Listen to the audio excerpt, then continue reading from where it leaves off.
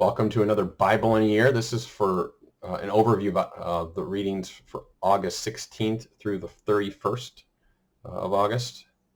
And so starting with the end, we have Romans. It'll finish up Romans. Chapter 13 speaks about kind of Christian follower of Christ kind of in role in society, kind of lawful authority of the government and proper obedience toward them.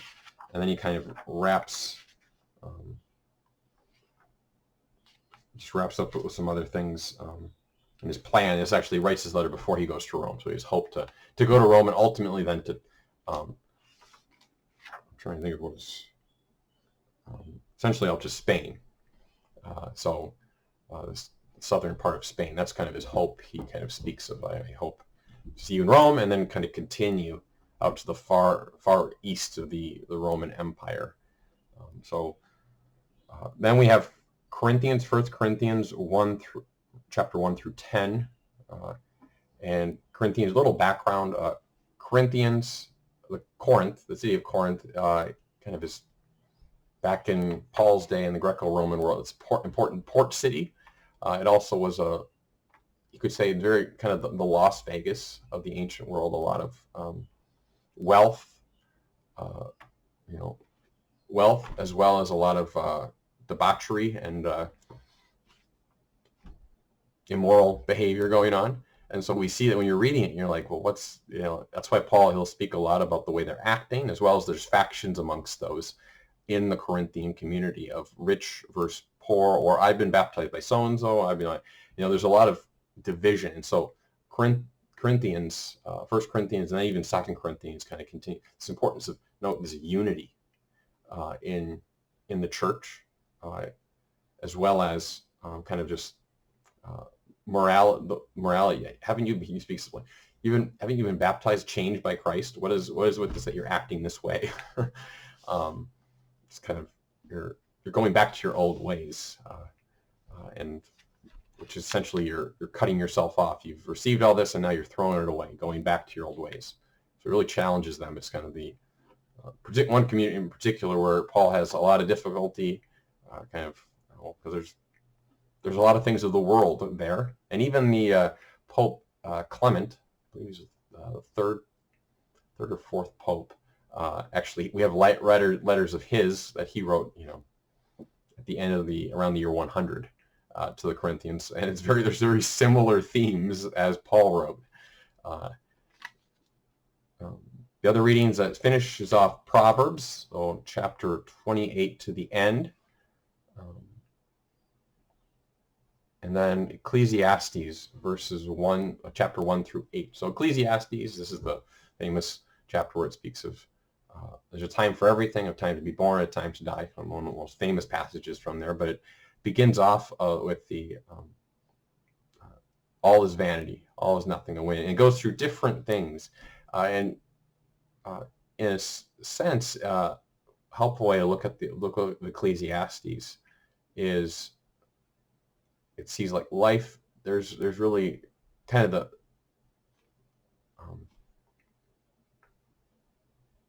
everything is just eat, drink, and live for this life. And you're like, how did this book get in the Bible? It's so negative, like everything, even virtue or this, or wisdom. I want to live a wise life, but the fool also dies, just like the wise man. So why try? See, life is one of the themes of Ecclesiastes is it's really showing a life devoid of kind of life with the Lord in the next life, and even a kind of divine friendship now. Life kind of there's a lack of it lacks meaning. Life is meaningless. Now, that's not to say that, but it's more or less, if you notice, it really doesn't mention God a whole lot, and it's really pointing to, without God, well, life lacks meaning. It's really at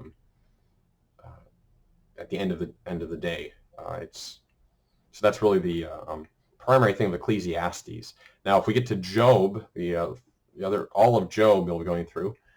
Job, kind of the main thing is life is suffering and kind of the incomprehensibleness of it at times, where Job, he has all of these things and his wealth, and kind of he loses everything. He loses all his children, loses his health.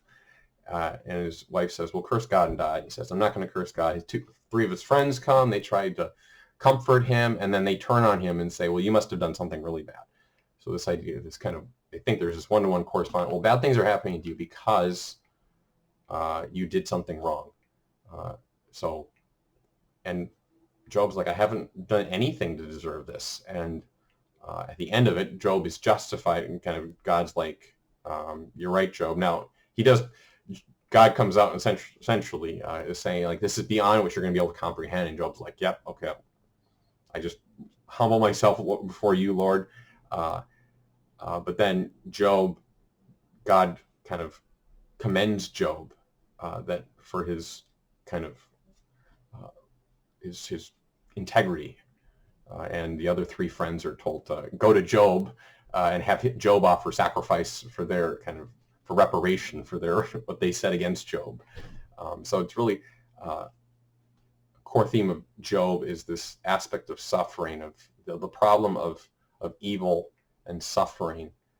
And it's really only until Jesus Christ comes where we get this deeper understanding of Christ turns suffering into something meritorious, where we can unite ourselves with God. But kind of before the coming of Christ, there's this kind of the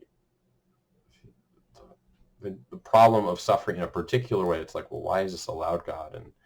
And the kind of unfairness of it. And then when Christ comes, there's more. Obviously, it's still a mystery, but Christ reveals a new aspect of it, that it's actually can be a means of union with the Lord, suffering well. But so if you know Ecclesiastes, life is meaningless. Kind of, you could say it gives here's a book, it kind of, here's life without God, essentially meaningless. And then Job's is like, well, life, it seems just all suffering, or we can't understand it. All right. Later on in the toward the end of the year, I believe, we'll do the Song of Songs, one of the books, and it maybe a way to see that life is meaning of life is love. And so those three books kind of, they show different kind of philosophies of life. Like life without God is meaningless, Ecclesiastes. Job kind of shows, well, life is just suffering. But the Song of Songs will point to life is ultimately about love. We have a choice of how our outlook on life is going to be. Is that we're going to be, life is meaningless, live for today? Am I going to get beaten down just merely because of the difficulties, the suffering, the evil in the world?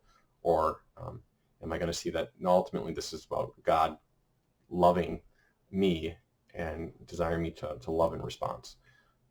I know Song of Songs isn't in this section, but didn't want to leave it on a bummer with, downer with Job and Ecclesiastes. They're kind of, their focus is on philosophies of life that are not really positive, uplifting. So I wanted to throw that in there, that there is one of the books that focus kind of in contrast to these other two. And then also there's Isaiah chapter, we start kind of where we're going through the prophets, Isaiah chapter 1 through 14.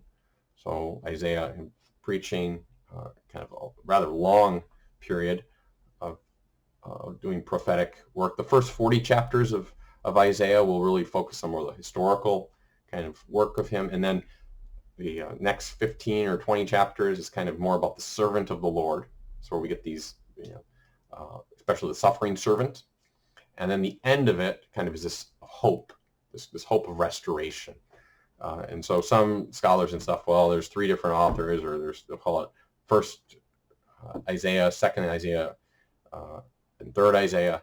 I'm not going to get into that debate. I think just to see that this is the first section is really focusing on kind of more historical, and the other one's focused thematically, servant of the Lord, and then kind of this hope and restoration of Jerusalem. But the first 14 chapters here, a couple of things in chapter 6. There's the calling of Isaiah. Chapter 7 speaks of the famous prophecy of a virgin will be with child. And then chapter 9 speaks of unto us a child is born, unto us a son is given. So there's some prophecies of this kind of a Messiah figure, an anointed one that will come one day. So I think that's, and then he'll kind of go in the historical, and we'll see how Hezekiah, there's well, just Isaiah's ministry, the first 40 chapters is really on that, his prophetic ministry, and how the Lord works through him. So love to see your questions. There's some rather interesting things. I don't want to spoil them for you. Okay. God bless. Send your questions to me after the 31st of August, and I'll get to them as soon as I can. God bless.